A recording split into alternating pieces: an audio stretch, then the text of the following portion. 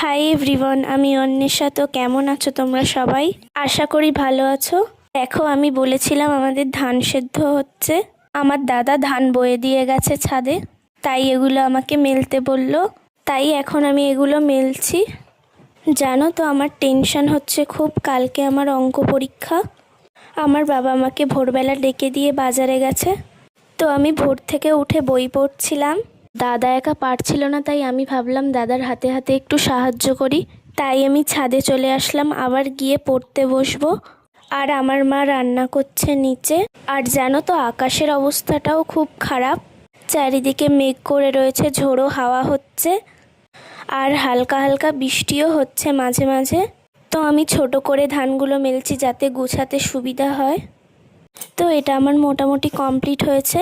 আগের দিনের যে ধানটা সেদ্ধ করা ছিল সেটা আজকে মেলে দিই একটু ছোট করে।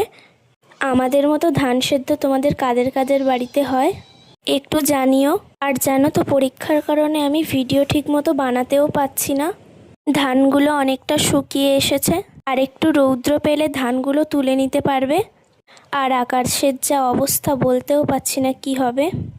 এক্ষুনি যদি বৃষ্টি আসে, আবার এগুলোকে জড়ো করে ফেলতে হবে। এগুলো খুব খাটনির কাজ, জানো তো বন্ধুরা। তো ধানগুলো আমি ছোট করেই মেলেছি, যেহেতু আকাশের অবস্থা একদমই ভালো না। এই পর্যন্তই। কালকে তোমাদের সাথে আবার